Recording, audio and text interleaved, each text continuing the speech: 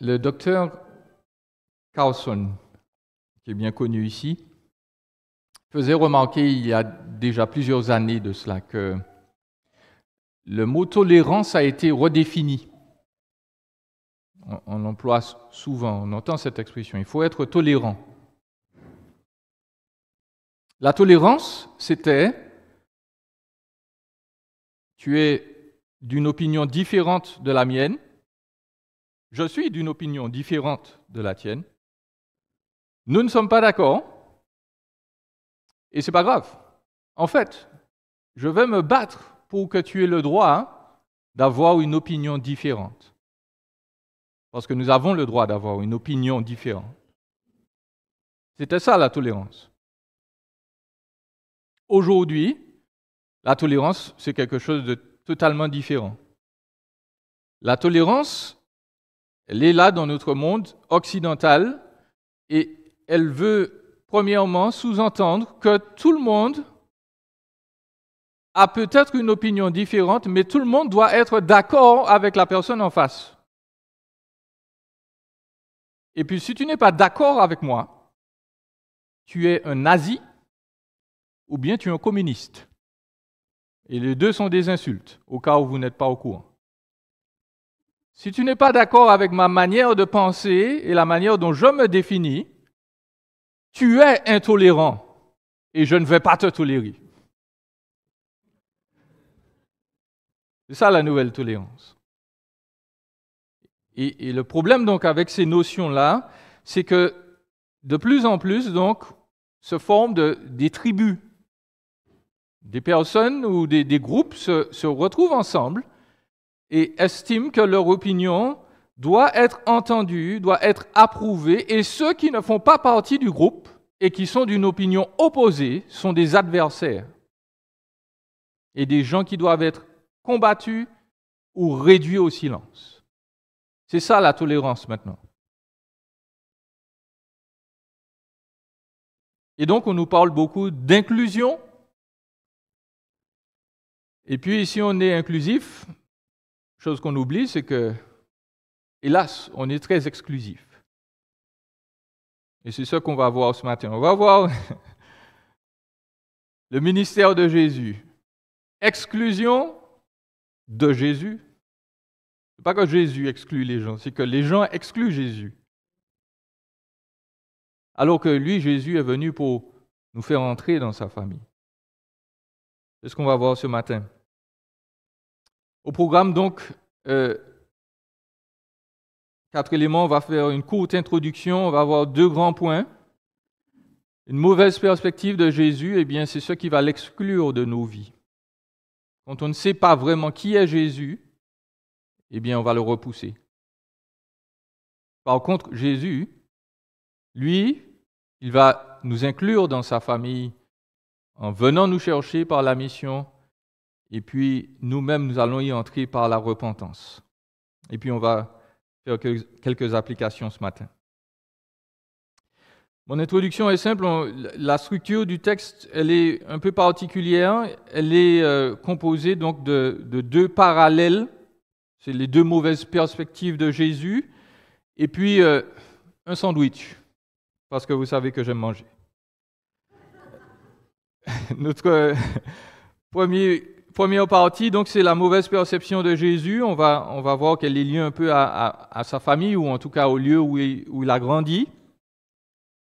C'est l'exclusion. Et puis, on a un deuxième membre, là où une deuxième partie qui se trouve être la prédication de Jésus et de ses apôtres sur la repentance, qui vise à inclure les gens. Et puis, on se retrouve, certains pourraient dire, avec un premier sandwich, une mauvaise perspective ou une mauvaise perception de Jésus qui donne lieu à une exclusion aussi. Ça, c'est Hérode qui l'a. Et puis, au verset 30, nous avons le rapport de prédication des apôtres. Ils sont partis en mission, ils reviennent, on ne l'a pas lu, mais ils reviennent pleins de succès. Ça, c'est la structure de notre texte, c'est notre introduction. Premièrement, une mauvaise perception de Jésus l'exclut de nos vies. On va voir 2 exemples de ça avec les concitoyens de Jésus et puis Hérode. Premièrement, les contemporains de Jésus, les gens qui ont vécu avec lui pendant son enfance. Vous avez versets 1 à 4, pour rappel, Jésus parle de là où il se rend dans sa patrie, ses disciples le suivirent, et quand le sabbat fut venu, il se mit à enseigner dans la synagogue. Ses nombreux auditeurs étaient étonnés et disaient, « D'où cela lui vient-il? Quelle est cette sagesse qui lui a été donnée? Et comment de tels miracles se font-ils par ses mains, N'est-ce pas le charpentier, le fils de Marie, le frère de Jacques et de Jose, de Jude et de Simon? Et ses sœurs ne sont-elles pas ici parmi nous? » Et il était pour eux une occasion de chute, un scandale. Mais Jésus leur dit, un prophète n'est méprisé que dans sa patrie, parmi ses parents et dans sa maison. Nous sommes entrés donc dans la deuxième année du ministère de Jésus. Là, ça fait plus d'une année qu'il est en train d'enseigner, de parcourir le pays d'Israël. Et il se décide de rentrer chez lui pour revisiter son village d'enfance. Un peu comme l'Action de grâce, on va se réunir en famille, ou Noël. Eh bien, Jésus décide de repasser voir les gens avec qui il a grandi. Nazareth, c'est un tout petit village. Il n'y a que 500 personnes environ d'après les écrits que nous avons à cette époque. Et il faut noter que la réception n'est pas bonne. Les habitants de Nazareth sont choqués. Ils sont sans voix. Ils sont époustouflés. Nos amis anglophones auraient dit « blown out of the water »,« flabbergasted ». Ils se disent « mais c'est quoi cette histoire? C'est qui cet extraterrestre-là » et il faut noter, ce n'est pas dans un bon sens là. Ce n'est pas une bonne surprise. Les gens n'accueillent pas Jésus les bras ouverts. Et si nous interprétons Luc au chapitre 4 comme une première visite de Jésus, la première visite de Jésus à son village, pas celle-ci, une autre, elle s'est très mal passée aussi. Parce que Jésus, il a annoncé deux choses. Il a dit, l'Esprit du Seigneur est sur moi, il m'a oint pour annoncer une bonne nouvelle aux captifs, etc., etc.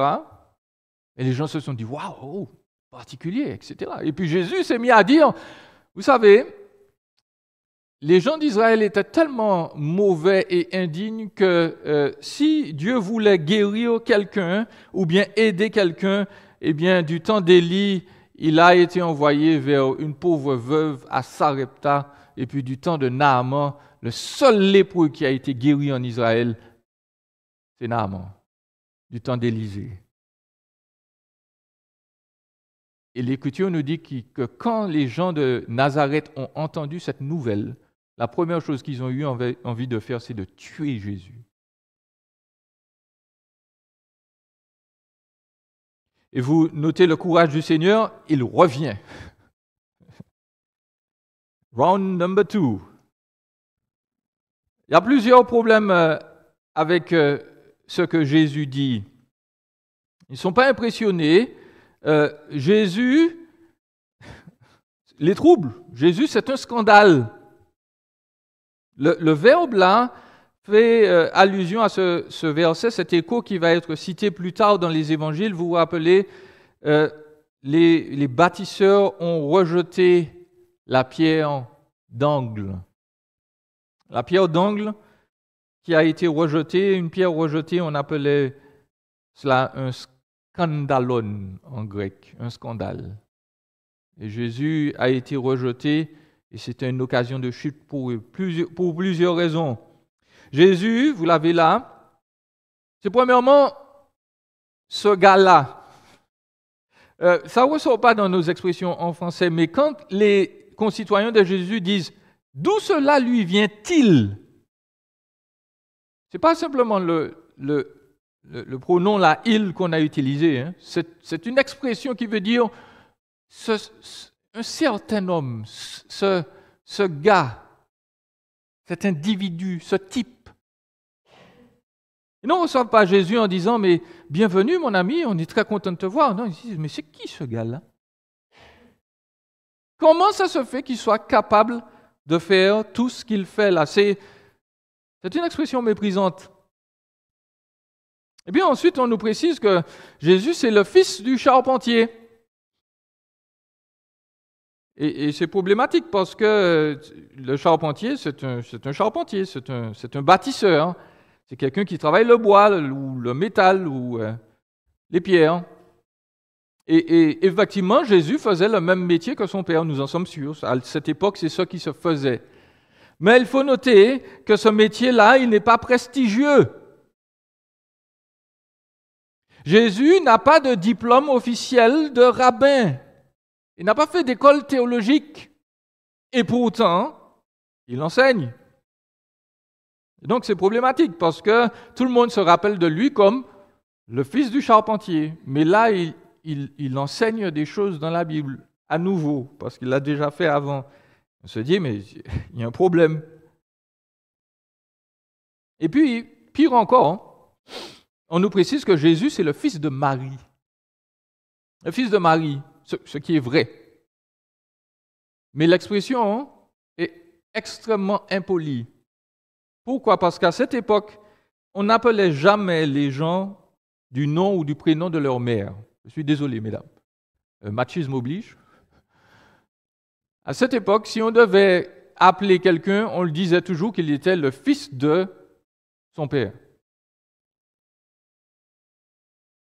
Et quand on dit le fils de Marie, certains commentateurs pensaient simplement que, écoutez, Joseph est mort, ce qui est vrai. Il est probablement mort à cette époque. Mais encore une fois, à cette époque, on ne vous appelait jamais du prénom de votre mère. On disait toujours, vous êtes le fils de votre père, même si il est mort. Et donc, quand on l'appelle le fils de Marie, on fait sous-entendre, comme cela a été dit plus tard, on a dit à Jésus, nous ne sommes pas de naissance illégitime. Parce que le pays d'Israël n'est pas grand, Nazareth n'était pas grand non plus, même si Jésus est né à Bethléem, c'est de là que Joseph et Marie venaient. Les gens ont très vite fait le calcul, Jésus est né à 8 mois, prématuré, machin, Joseph a voulu rompre les fiançailles.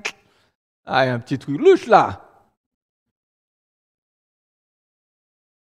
Jésus, c'est le fils de Marie. C'est dérogatoire. On sous-entend que Marie, elle a été toute croche avant son mariage. Et puis, on nous précise bien que Jésus, il faisait partie d'une famille typique. On cite ses frères, vous le notez, Jacques, Jose, Jude, les autres. Il a au moins 4 frères. Il a au moins 2 sœurs, peut-être plus. Jésus, c'est un gars comme nous. Et très vite, à ce sujet, je suis obligé de bien remarquer, oui, ce sont les frères et les sœurs de Jésus, en dépit de l'enseignement de Rome là-dessus. Parce que vous êtes au courant que certains refusent d'admettre que Marie a eu d'autres enfants, qu'elle a eu des relations sexuelles avec Joseph.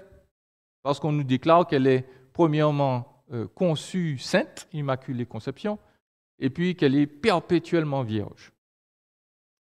C'est faux. C'est faux. Les théologiens catholiques nous disent que les enfants, là, les frères de Joseph ou les sœurs de Joseph seraient les enfants d'une autre Marie.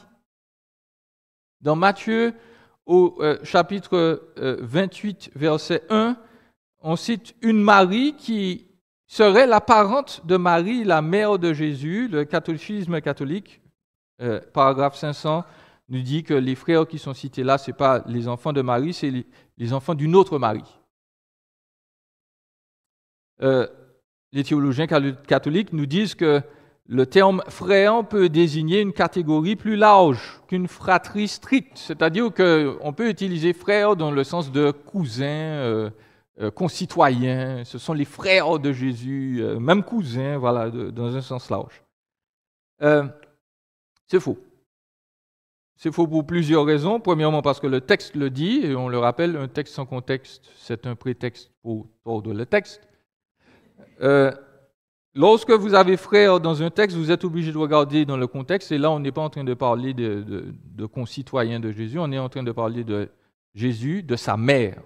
Et quand on met frère à côté de mère, on n'est pas en train de parler des amis de Jésus, on est en train de parler de sa fratrie stricte. Premièrement, le grec possède des termes pour parler de cousins ou de parents éloignés. Luc, par exemple, au chapitre 1, vous dit que Élisabeth, c'est la parente, plus précisément la cousine de Marie, par exemple. Ce terme-là existe, on ne l'a pas employé ici. Ensuite, dans les évangiles, les frères de Jésus, à chaque fois qu'ils sont mentionnés, sauf une fois, sont toujours mentionnés avec Marie. Avec Marie, la mère de Jésus. C'est étrange que des cousins vivent avec leur tante constamment comme ça. Ensuite, et plus profondément, la Bible n'a jamais déclaré que Marie était sans péché et perpétuellement vierge. Bien au contraire. Marie déclare dans Luc 1, 47, dans son Magnificat, que son âme se réjouit en Dieu son... Oh! Marie a besoin d'un sauveur? C'est simplement parce qu'elle n'est pas née sans péché. Jésus est son sauveur. Dieu est son sauveur. Elle a besoin d'être pardonnée de ses fautes. Elle est une humaine à qui Dieu a fait grâce. Et puis, dans Luc 2, verset 7, vous pourrez relire que l'Écriture nous précise que Jésus est le fils premier-né de Marie. Premier-né, c'est l'aîné de Marie. Ce qui veut dire que il y en avait d'autres après. Il y en avait d'autres après. Je referme cette parenthèse. En conclusion, nous devons comprendre que pour les gens de son village, Jésus, c'est un être humain peu glorieux. L'un des leurs, mais rien de plus. Jésus n'est pas Dieu. Jésus n'est pas le Messie. Et Jésus est troublant avec ses miracles et ses enseignements alors qu'il n'a jamais eu de formation. Jésus répond donc à tous ces éléments-là en citant un proverbe. Il leur dit au verset 4, « Un prophète n'est méprisé que dans sa patrie, parmi ses parents et dans sa maison. » Autrement dit, la familiarité engendre le mépris. On n'est pas crédible ou une autorité chez soi la plupart du temps ou souvent. Ce n'est pas parce que les gens nous connaissent qu'ils nous font forcément confiance et qu'ils vont nous écouter. Et la parole de Dieu ajoute qu'il ne put faire là aucun miracle, sinon guérir quelques malades en leur imposant les mains. Et certains donc dérivent de ce texte une abomination théologique qui dit simplement que si vous n'êtes pas guéri, c'est parce que vous n'avez pas de foi. On en a parlé, n'est-ce pas, avec les prédicateurs de la prospérité. Ils disent aux gens, Dieu, c'est la volonté de Dieu que vous soyez guéris. Et si vous n'êtes pas guéri, c'est pas parce que Dieu ne veut pas, c'est parce que vous n'avez pas assez de foi. Est-ce que notre incrédulité entrave vraiment Jésus? Est-ce que parce que les êtres humains sont incrédules, eh bien Dieu est bloqué, il ne peut rien faire? Nous avons déjà vu que non. En fait, laissez-moi vous dire que si notre incrédulité bloquait vraiment Dieu, personne ne serait sauvé. On est bien d'accord? Parce que nous sommes tous incrédule. Personne n'est né sur terre en croyant en Dieu, en acceptant que Jésus est mort et ressuscité pour lui. Ça c'est une grâce, toujours. De sorte que notre incrédulité ne bloque pas Dieu. Nous disons simplement que Jésus n'a pas pu guérir les gens, pas parce qu'il leur a dit écoute, j'essaye de te guérir, mais je n'y arrive pas. Hein? Mais parce que les gens n'étaient pas intéressés. Les gens ont entendu Jésus, ils ont dit, mais c'est qui ce gars-là? Ils sont partis. Ils n'avaient pas envie de se faire guérir. Et nous savons que Jésus n'était pas bloqué de toute façon parce que le texte nous a dit qu'il a quand même guéri des gens. Il leur a imposé les mains. Jésus n'arrivait pas et puis il imposait les mains de force aux gens. Pourquoi il l'a fait? C'est parce que les gens ont dit, moi je crois que tu es différent. Est-ce que tu veux bien me guérir? Et ils ont été guéris, point barre. Dernière remarque sur cette section. Voici l'un des rares épisodes où on nous dit que l'homme-dieu est surpris, choqué, étonné. Il y a des endroits positifs où ça s'est produit. Lorsque Jésus a vu le centurion et puis cette femme syrophénicienne qui lui a dit « Je sais que tu peux guérir ma fille, même si je suis ici en Israël, elle est jusque là-bas à Tyr-Sidon. Tu parles, ma fille sera guérie. » Jésus dit « Ouais, all right. » Impressionné. Ok, va. Jésus dit au centurion, vas-y, ton serviteur guéri. Il se retourne et dit, je n'ai jamais vu des gens aussi croyants, même dans tout Israël. Là, Jésus, le texte nous dit, waouh, impressionné. Mais là, Jésus est très mauvaisement impressionné, excusez-moi l'expression. Il est choqué. Il se dit, mais c'est pas possible. Il sort de là, vous pouvez l'imaginer en secouant la tête. Il se dit, mais c'est incroyable. Jésus est exclu de la vie des gens qui l'ont vu grandir. Deuxième exclusion, celle de Hérode. Au verset 14 à 16, il nous est précisé que le roi Hérode apprit la réputation de Jésus. En effet, le nom de Jésus devenait célèbre. Rappelez-vous, les gens se jetaient sur Jésus pour être guéris. Les gens voulaient toucher Jésus, qu'ils le veuillent ou pas. C'était des foules extraordinaires qui étaient là pour l'époque. Et puis, on disait, de manière erronée, bien entendu, Jean-Baptiste est ressuscité d'entre les morts. C'est pour cela qu'il a le pouvoir de faire des miracles. D'autres disaient, c'est Élie, et d'autres disaient, c'est un prophète, comme l'un des prophètes. Mais Hérode, en apprenant cela, disait, ce Jean que j'ai fait décapiter, c'est lui qui est ressuscité. Hérode a un point de vue sur Jésus également.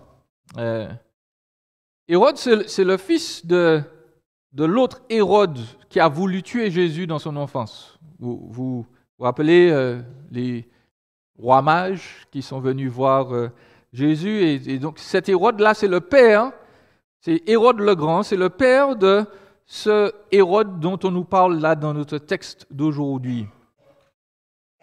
Et Hérode, donc, c'est un homme qui a un point de vue très particulier sur Jésus. Il est persuadé que Jésus, c'est la réincarnation de Jean le Baptiste. Il n'a pas dit la résurrection, comme les gens là. Hein. Il dit non, j'ai fait décapiter Jean le Baptiste, ou Jean le Baptiseur, et puis c'est Jésus qui est ressuscité.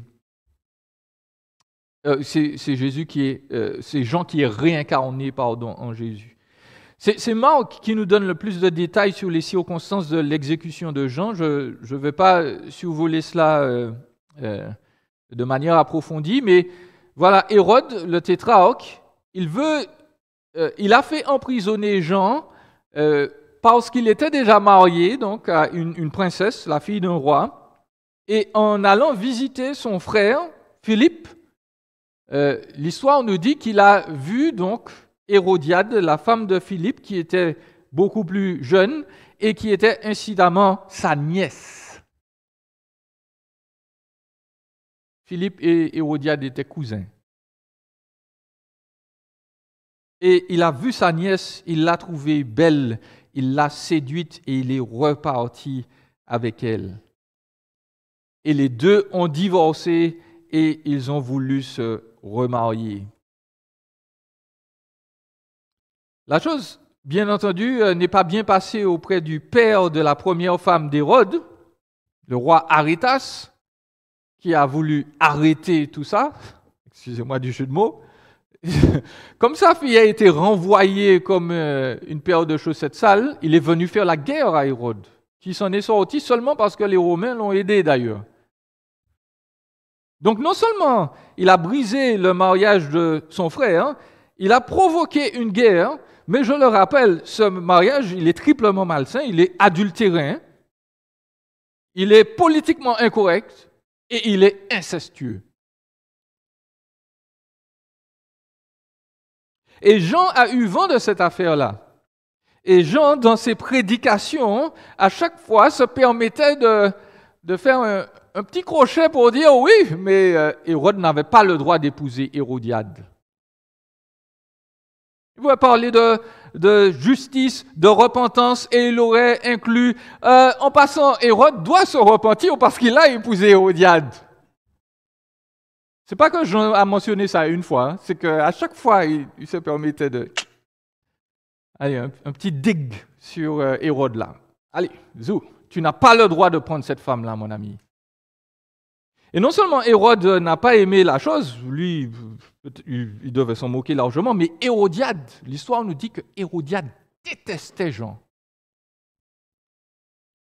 Elle le haïssait. En fait, quand il s'est fait tuer, l'histoire nous raconte qu'elle a même, entre guillemets, encore fait violence à son cadavre. Je ne vais pas vous raconter ça.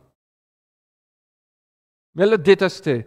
Et donc, Jean a été incarcéré et la seule raison pour laquelle il n'est pas mort tout de suite, c'est que Hérode ne voulait pas d'autres émeutes. Et puis Jean était un peu mystique, fascinant, donc Hérode l'écoutait, il disait « waouh ». Et puis il ne voulait pas d'autres problèmes. Sauf que Marc nous raconte que lors de son anniversaire, la fille d'Hérodiade, la fille de Philippe, ce n'était pas la fille d'Hérode, c'était la fille du frère d'Hérode, elle s'est mise à danser devant les gens.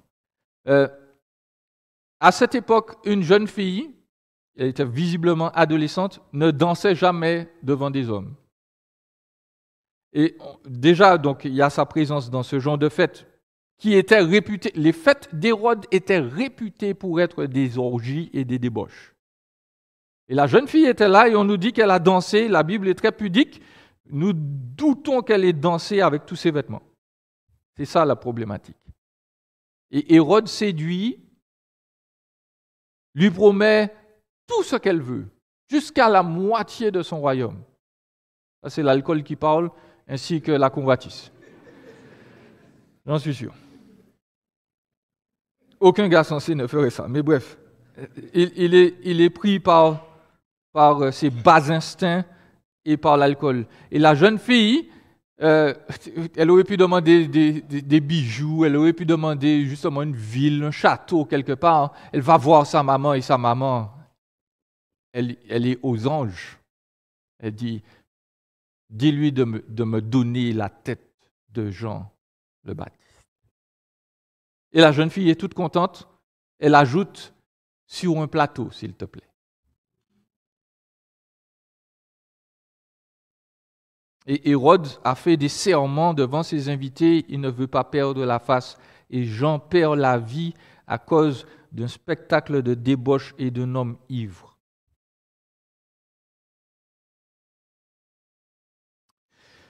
Notons donc les croyances d'Hérode.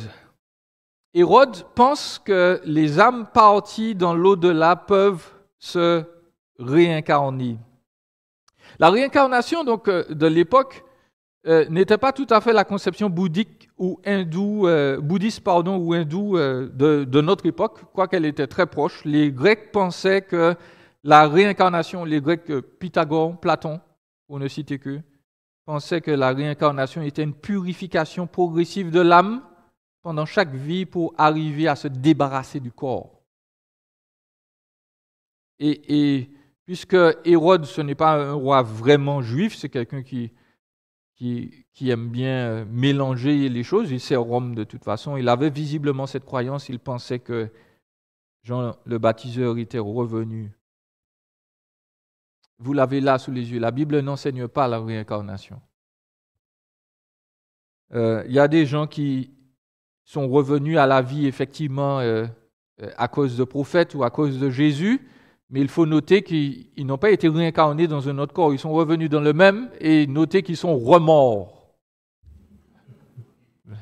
Il n'y a pas d'autre manière de le dire. Jésus a fait revenir Lazare d'entre les morts, mais Lazare est retourné à la mort à la fin de sa vie. La fille de Jairus est morte aussi. Et pas la résurrection, ça. Les théologiens vont dire que c'est une ressuscitation, mais pas une résurrection. La résurrection finale, elle viendra et ensuite vient le jugement dans Hébreux 9, 27.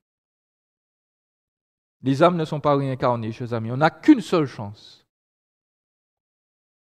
On n'a qu'une seule vie pour accepter Jésus, c'est maintenant. Hérode se disait un homme spirituel. Il veut voir Jésus, mais il s'intéresse juste au miracle. Il aime les mystères. Il s'intéresse à la foi quand la foi ne le dérange pas trop. Il aime les mystères quand il ne bouscule pas trop sa manière de faire. Surtout, Hérode exclut Jésus de sa vie.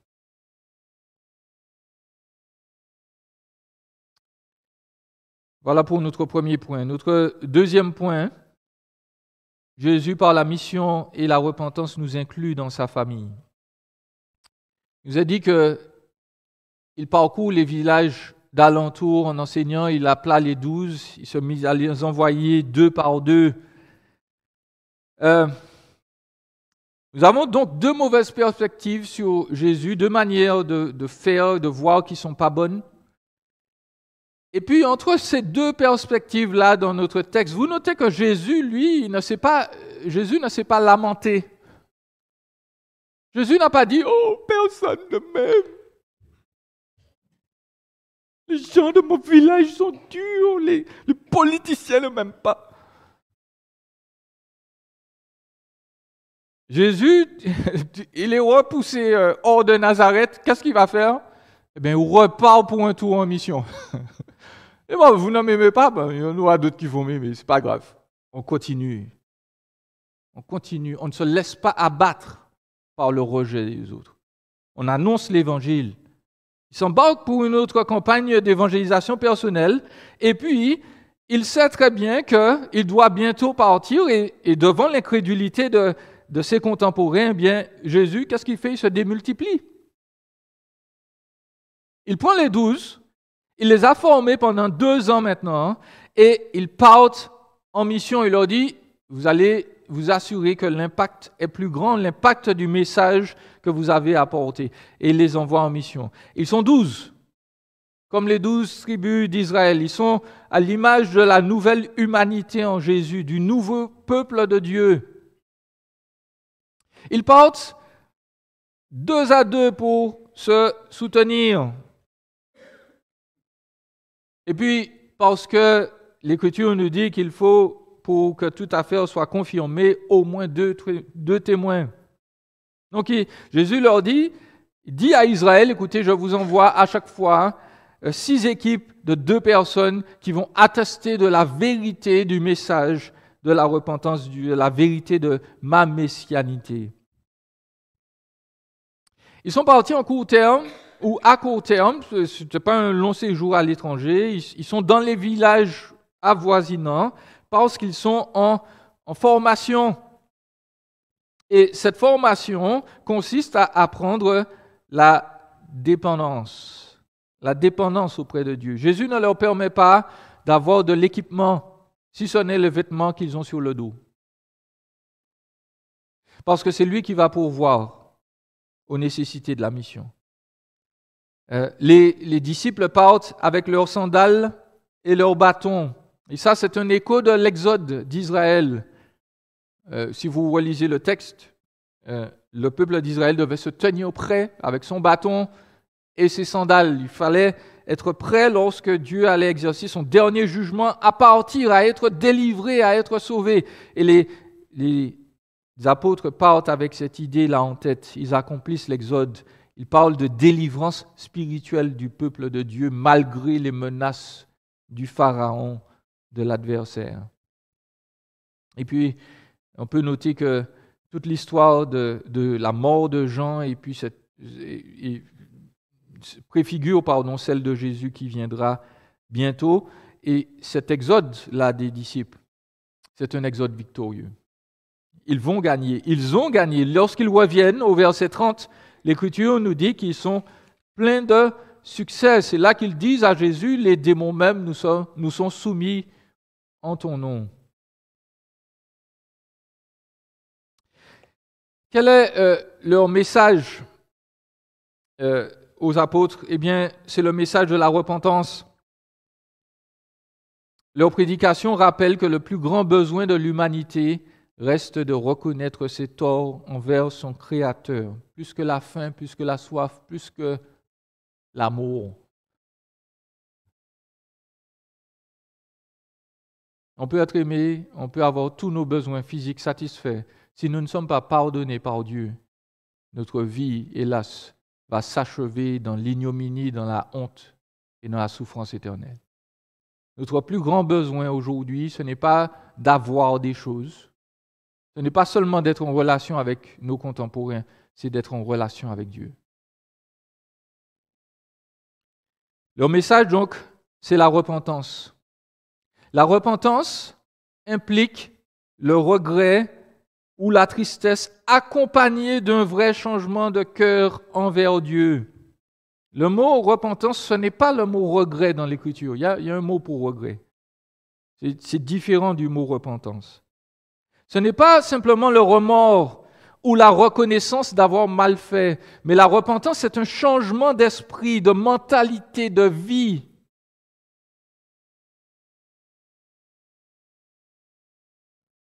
Chers amis, confesser ses fautes, c'est important.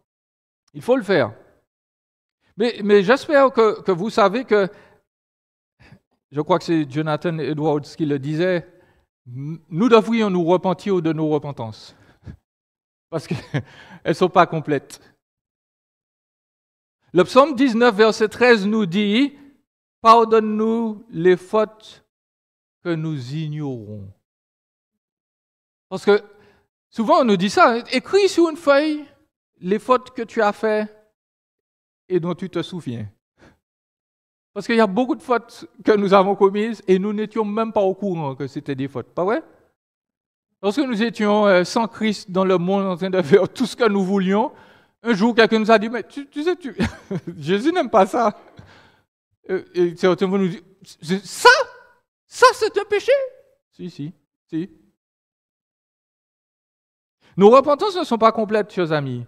Et loin de moi, encore une fois, l'idée de dire qu'on n'a pas besoin de se repentir. Je dis juste que la repentance, ce n'est pas seulement confesser ses fautes. C'est dire à Dieu, je suis mauvais, j'ai commis des fautes plus graves que ce que je peux penser, j'ai besoin de toi non seulement pour me pardonner, mais m'aider à changer de vie, m'aider à ne pas recommencer.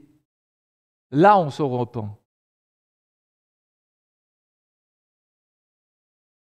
Tous ceux qui acceptent de se repentir deviennent un membre de la famille de Christ, de la famille de Jésus, un membre de cette nouvelle humanité. Pourquoi? Parce que Jésus pardonne toutes les fautes de manière intégrale, totale, complète, même celles que nous avons oubliées. Et parce que nous sommes pardonnés, parce que nous avons un nouveau cœur, eh bien notre envie pour le péché est totalement différente. C'est plus la même.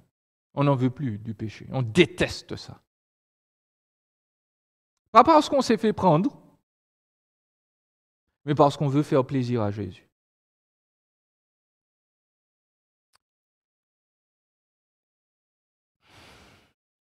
Je termine avec 2 applications. Premièrement, la vraie famille de Jésus. Je veux le dire très respectueusement, mais il faut le préciser. Jésus lui-même a précisé, ma vraie famille, ma vraie mère, mon vrai père, mes vrais frères, c'est les gens qui écoutent la parole de Dieu et qui la mettent en pratique.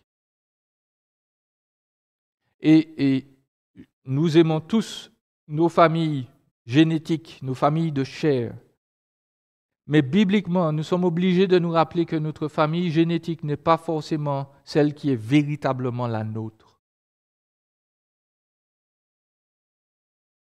Jésus a averti, il est venu amener la division et les conflits dans les familles. Pas parce que Jésus est méchant et belliqueux, parce qu'il veut détruire les foyers, mais parce que les ténèbres détestent la lumière. Du moment que vous prenez position pour Jésus, du moment que vous allez dire « je suis et j'aime Jésus », et qu'en face de vous, dans votre famille, il y a des gens qui n'aiment pas Jésus, que vous le vouliez ou pas, il y aura opposition. Il y aura rejet, il y aura critique.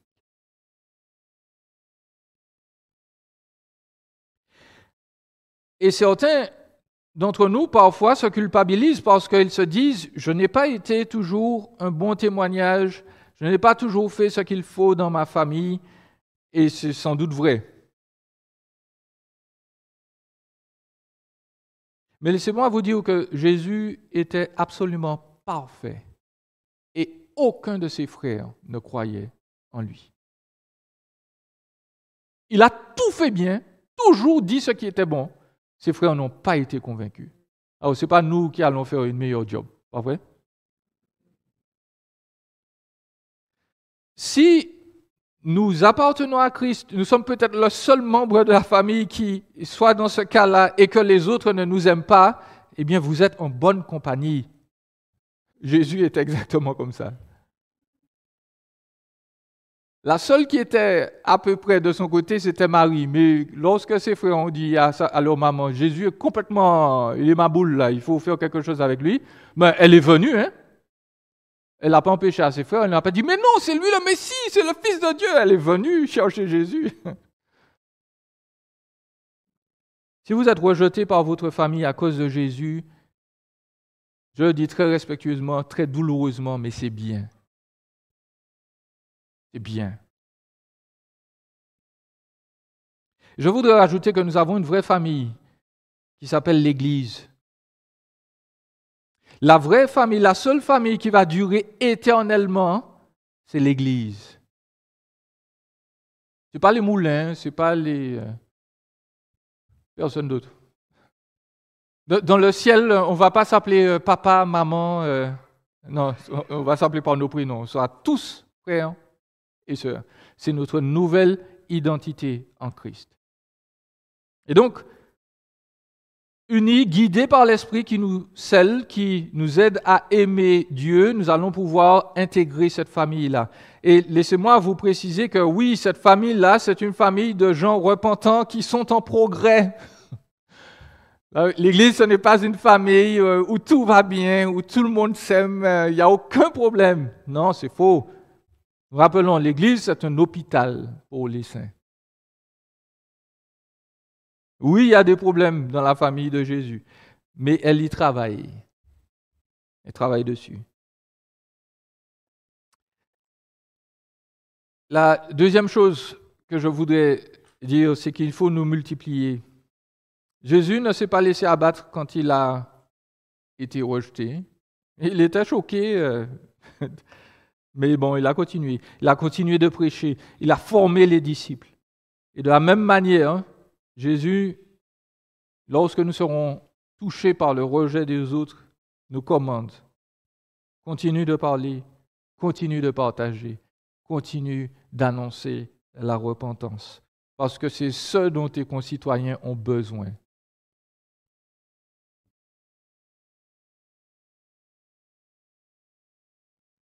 Faisons comme les disciples, ne restons pas seuls dans notre évangélisation. Nous voulons évangéliser notre famille, mais Jésus nous a déjà démontré que nous ne sommes peut-être pas les meilleurs instruments. Donc, allons amener des amis qui vont parler aux membres de notre famille. N'y allons pas tout seuls, ils ne nous croient pas. Emmenons quelqu'un d'autre. Parlons-leur. Dans notre voisinage, il y a peut-être d'autres chrétiens. Unissons-nous à eux pour prier, pour évangéliser. Nous avons maintenant nos groupes de quartier, nos groupes connexion. Allons-y, invitons du monde pour qu'ils entendent parler de Jésus. Dieu nous a déjà garanti, nous aurons le succès. J'espère que vous avez bien compris que nous ne sommes pas assez assez nombreux ici à l'église du Plateau. Vous voyez, il y a encore des chaises vides. Il n'y a pas encore assez de disciples de Jésus dans notre quartier, dans notre ville. Nous avons besoin que d'autres Québécois entendent parler de Jésus et soient inclus dans sa famille.